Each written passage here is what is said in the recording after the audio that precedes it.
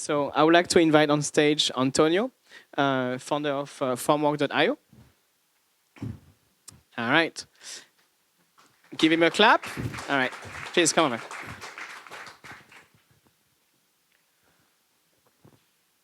So what if we can reverse the correlation between urbanization and carbon emissions?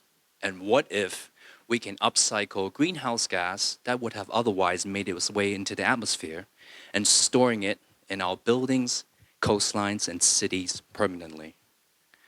I call this concept urban carbon removal. Now, to store greenhouse gas in cities, we need to redesign from the fundamental building blocks, which are building materials. And with building materials, if we can apply these in mass quantities with carbon removal built in, we can transform new and existing buildings, even cities, into giant carbon sinks. Now, this way, we can lessen the impact and save carbon as we build by removing greenhouse gas through our building materials. Now, decarbonization in built environment, it becomes a complex problem, as we all know. Consider this, the global building floor areas is going to double by 2060.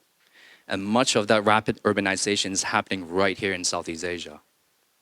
And when you look further into it, with all the new construction between now and 2040, bulk of that emissions is going to be embodied carbon, up to 57%, surpassing operation carbon, which is your aircon, your lights.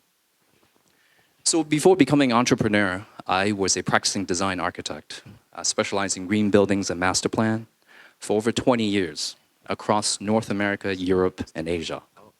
I was convinced I was part of the solution to climate change until I realized the buildings and construction sectors, global carbon emissions, it's remained stubbornly at 40% year after year.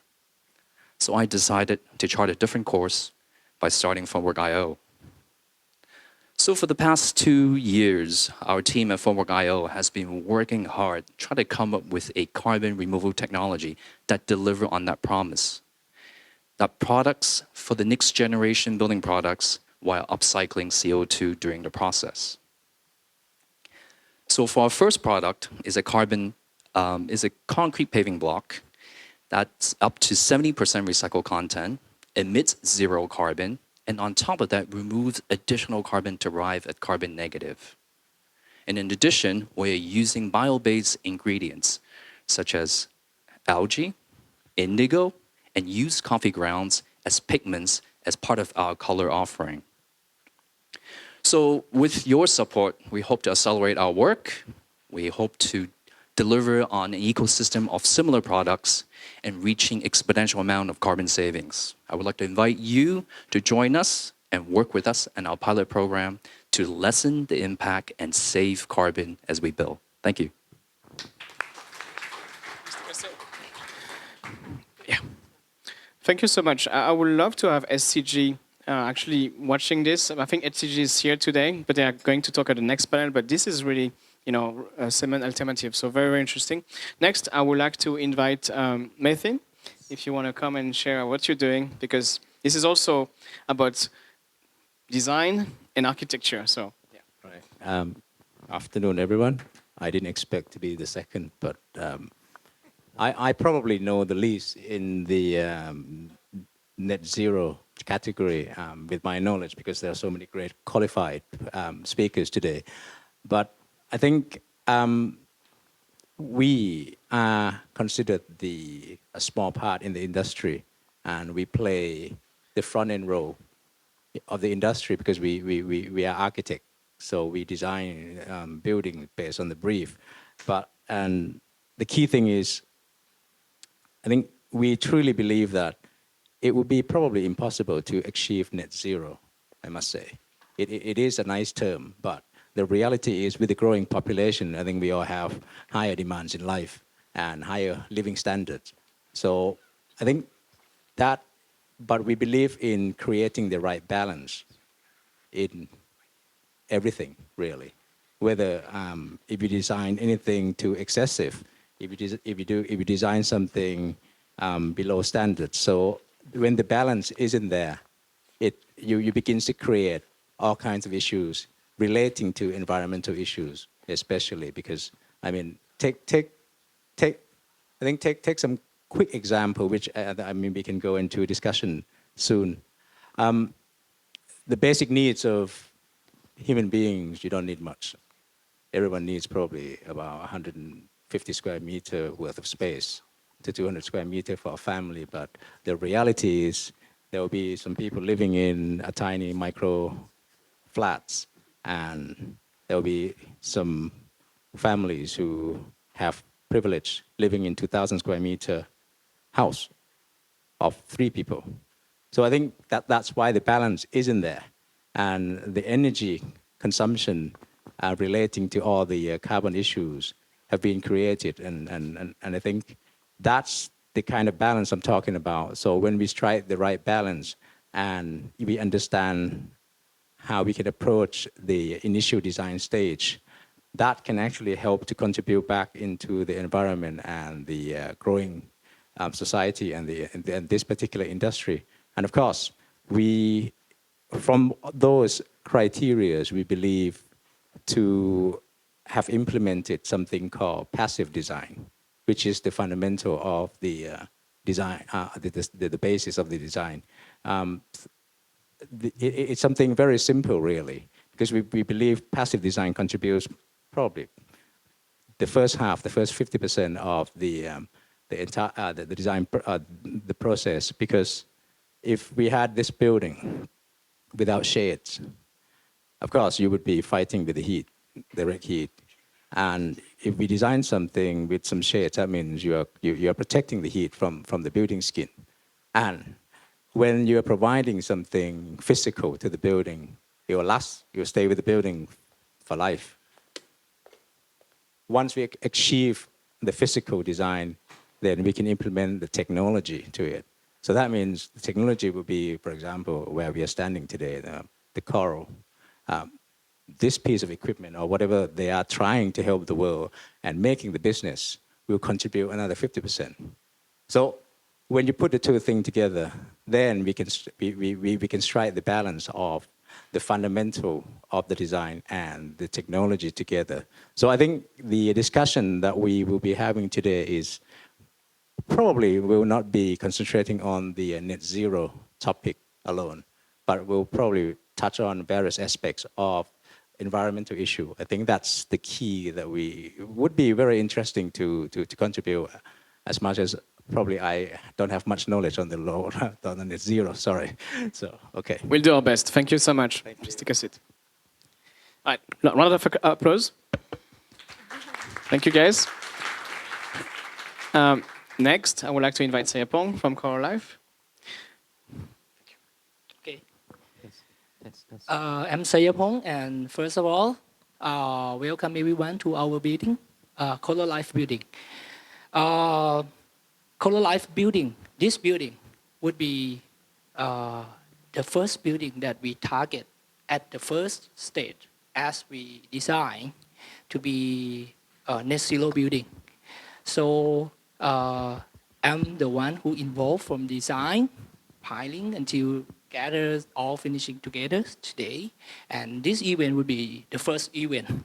So sorry for any inconvenience, and everything is on me. So after the section, if anyone have any question, feel free to ask me. I'm willing to answer any question. Thank you. Thank you so much. And then we have Esther from Capital Development Limited in Singapore. Aditya, are we okay? All right, cool. So, hey Esther, can she hear us?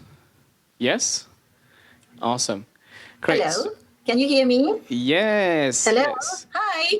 Hi, this is Esther, and just a correction, I'm from City Department Limited, CDL. Yeah, so we are actually headquarters in Singapore. We operate in 29 countries and regions. And I personally have started the so-called, CSR and sustainability journey since 1995. So, well, I have seen the progress, and I agree with the other speaker that it is a real big challenge to talk about net zero building. But over the 2.5 decades, actually, I have seen a lot of progress, which I remain very positive that we are not at the tipping point. We're at the turning point where technology solutions and design and materials are a lot more available than before. And just now we hear Antonio talk about cement and all, and then so as a developer, when we get hold of a plot of land, we look at it from design perspective. You can design and maximize the ventilation through orientation, and we have actually adopted AI and digital twins to help us reduce heat gain right from the beginning by almost 20%. Okay, and then we also procure sustainable building materials, and I must say that currently it's still very challenging. Now, of course, we hope to have more, materials that the other speaker was talking about. And in fact, we have been also doing some R&D to adopt, use some plastic waste to form sand aggregate to make into cement. And a lot of things are happening. And for CDL, we have actually built and owned 2 net zero single story building. One was opened in 2013, one was opened in 2017. And last year, we have actually accomplished to set up a mixed development, which is super low energy building standard in Singapore. So we hope that, by 2030, we will be able to, see the next multi-story net zero building, because it's a journey. You can't achieve it overnight, but it takes all hands, on deck, from the one who designed it, from procurement, from management perspective, operators, and even our tenants and building users. And people spend about 90% indoor. How users use our buildings also make a huge difference. Cities account for only 3% of land mass, but account for over 75% of natural resources consumption, and also produce 50% of waste and account for 60% over greenhouse gas emission. We know that cities and buildings and transport are the biggest contributors. So we know that we are in the position to drive change, and we remain very positive that we can pull our resources and ideas together to to work towards a net zero future. Thank you. Thank you so much, Esther. So now you guys can understand why when I met Esther last month in Singapore, I just got so excited to put together this panel with her. Like, she's really insightful. And Singapore, to be honest, is one of the place where you can really see what a green city is, right? When you go to Singapore, it's a bit like you're going to the future. So without further ado, I would like to ask the question to a panelist, and maybe to Maythin first. We talk a lot about net zero buildings. We hear a lot of startups on prop tech, guys like Antonio and Formwork, and these technologies sounds really good. But as an investor, there's always this thing between what sounds good, what's the hype, and what is actually feasible, what is inevitable. And so, what are the technologies that you see into that net zero buildings, materials, energy efficiency management, etc.? What are those technologies that, as an actual architect, as an actual designer, you are going to use next 5 to 10 years, or that you see are incoming, right? That are ready to be used, not just moonshot, right? We'd love to hear from you, and then after from Coral Life as well. I think the question is asked in the right place, actually. It's this. I'm not saying this because James is a friend of mine, but the reality is his aircon and ventilation system, I didn't actually understand or believe him, to be honest, 2 years ago, 3 years ago, when he approached me, when he came and talked to me, and hey, Maythin, I'm building this showroom, and I'm trying to create this new technology of the ventilation and cooling system to reduce the cooling load by 70% plus minus in a public building. Because we also have, in my firm, we also have engineering department, and by far, for a low energy design building, we can reduce as much as 30, and that's it, like gold medal to us already if we can reduce 30% cooling load. So, being the friend, I said, no, James, no, I don't think it can be achieved. So he just believed his own thing and spent 2 tearful years, I think, creating this showroom that we're in at the moment. And until 3 weeks ago, 2 or 3 weeks ago, I brought my engineers and my partners, my board of A49, to witness the system. So this has proven the belief that with the right mindset and the vision and a lot of experiments that he had done for the past 5 years, certain things can be achieved, and the technology, as you asked earlier, we as in design business, we like to see proofs. I don't know about others, but when we see catalogs, we have millions of them in the office, or these brochures and fancy catalogs, but there's not many technology or equipments that can be proven, like where we are at the moment, that you can actually see whether it actually works for real or not. And as you can see, outside is today reached something like 42 degrees, which feels like 50 degrees today. And we are experiencing the heat wave that we've never had before in Thai history. But when we walked in, the environment has been cool. And from what I have been informed, that this building uses 30% of the cooling load as the conventional building, with their design process and their specification. So I think with that kind of technology would help to reduce the energy consumption in all kinds of the buildings in the future, and it can be seen today, I mean, present, because it has been experimented.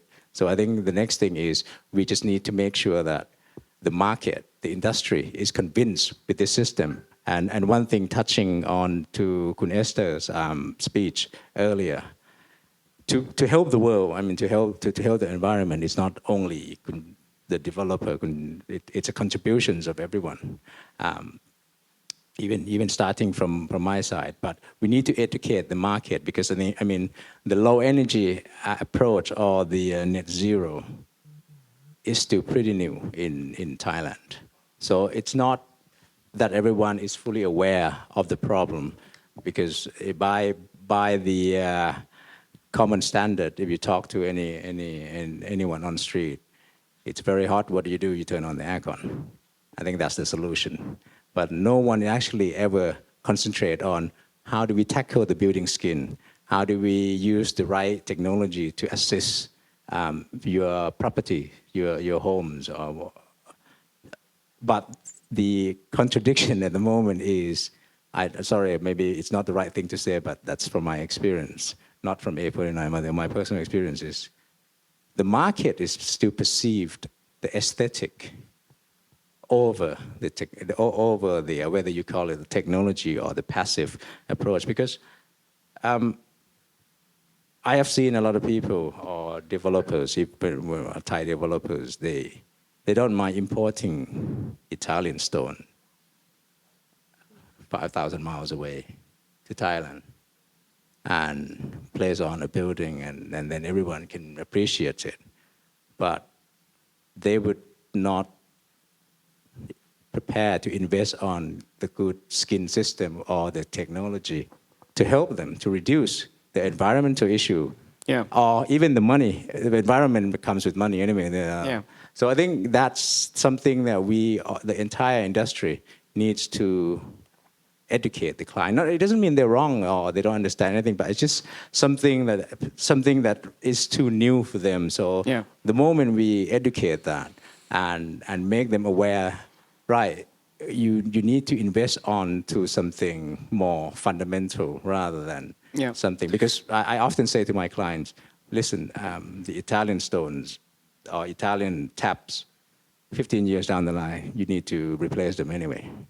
That's why Yeah. I want to have your opinion, and I really want to have Antonio feedback from the market as well, Right. Because in the same time, when a technology is ready, how hard is it to change the behavior? But before that, I want to ask Esther on her view, because they are scaling a lot of projects, what are those technologies as well? And what are the technologies? You mentioned digital twins. This is software. This is good. But what about hardware? What are the technologies that you see being implemented in your company or that you see having high interest from your customers to be actually deployed on the ground?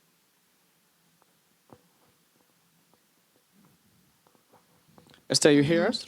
Yes, well, totally agree that, the consumers, green consumers, yeah. Can you hear me? Yeah, we Hello? can. Yeah, can you hear me now? Yeah, we can. Hello? Okay, great. Yeah. Okay, certainly there are actually it is really a journey. When we first started, honestly, no customers really appreciate what, green building is all about. In Singapore, BCA, the Building and Construction Authority, we have a green mark here. So whether it is green mark platinum or, gold plus, it doesn't affect the pricing because the consumers were not ready 15, 20 years ago. But if you fast track to today, the appreciation of, green building standards and, certified building are a lot better. And especially we are, may not be as hot as 40 over degree, but we are also next to the equator. And in fact, we tested quite a number of projects that actually is very well received now. Even we turn to nature for solutions. And in 2014, we actually completed a project called Tree House with providing shadings to block, a block of 24-story high buildings that is west facing, means they have a lot of afternoon sun. And with this vertical green wall, it actually helped to shade and cut off some heat by up to 3 degrees Celsius. That was actually concluded by a university study over a year. And in fact, there's another one. It's a very, very exciting pilots that we have actually conducted at Phuket, Junsalon, and nearer to Bangkok. And we're very excited about the pilot results that we use something called a cool paint. Basically, the cool paint work is to reflect heat. It actually helped to reflect heat by about 96% and also have an element that it is self-cleaning.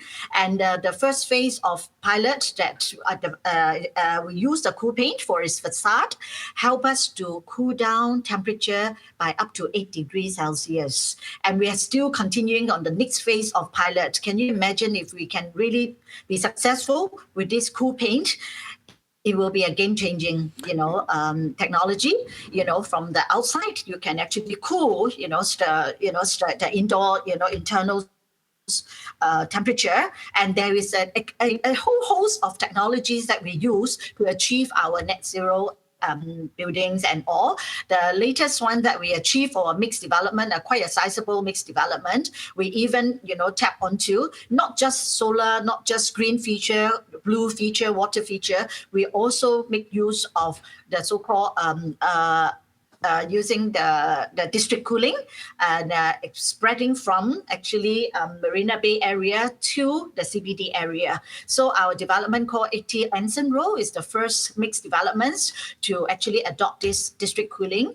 And it has actually helped us to achieve the first Green Mark Platinum super low energy mixed development. So we are very hopeful, but we need to try. Not every pilot is successful, but I would like to share that there are some ups and downs. There are some some win and some losses. So but we try, from how we design what we procure, how we construct the building, and how which is also very important. Yeah. All right, thank you. So you guys all see that Thailand needs also to improve the internet before the buildings. 4.0 Thailand anyway.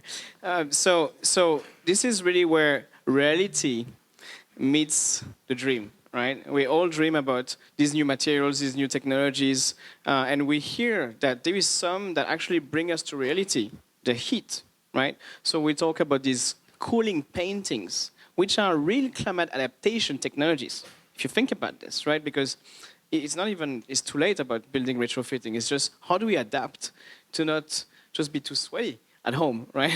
Without using too much aircon, right? So those painting technologies are here. But also, if we look at step back a little bit, and if we come back to our real question, right? Towards 2050, there is one New York City being built every 2 years, as Kukai mentioned. So can we build it with alternative cement?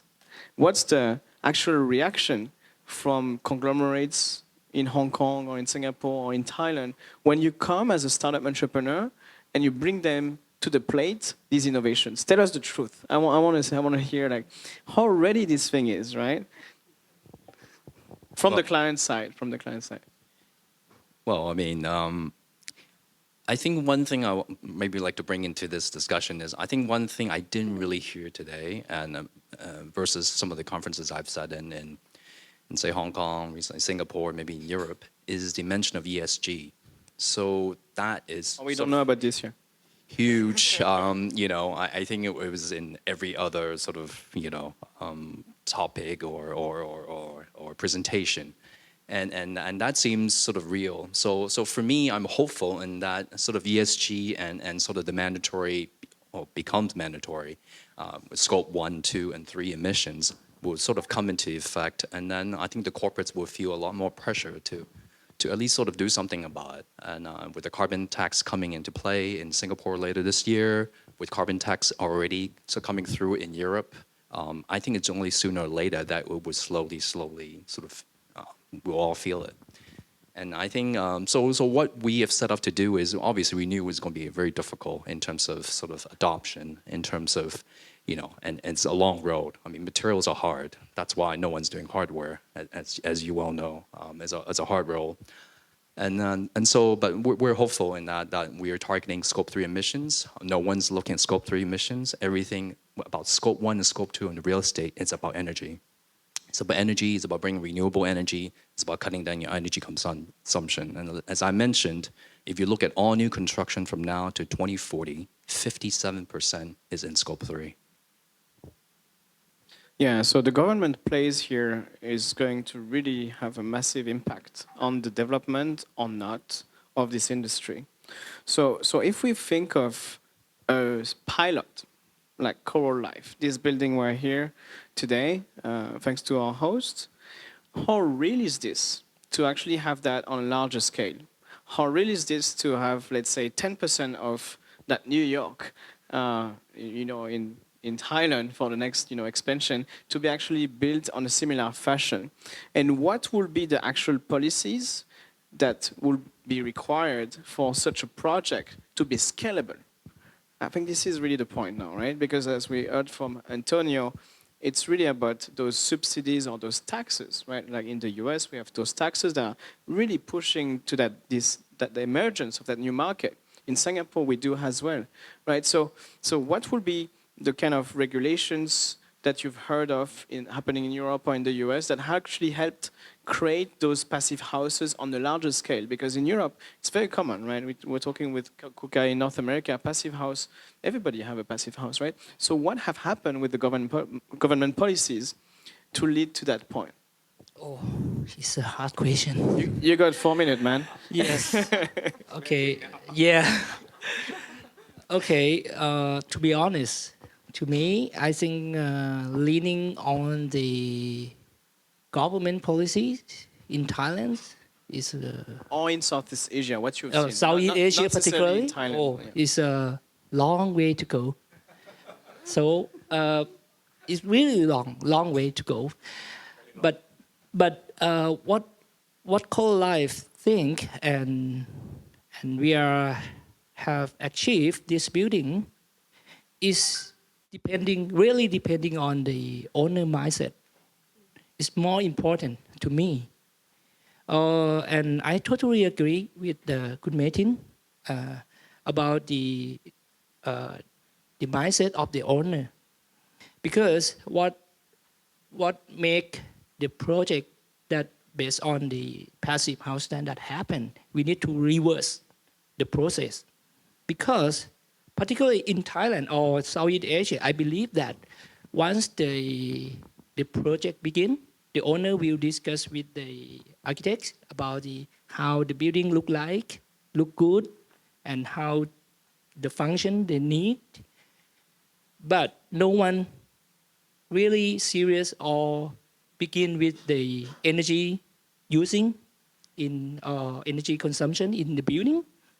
And once the design is go like over than 70%, then they push it to the mechanic things to solve or serve for the energy saving.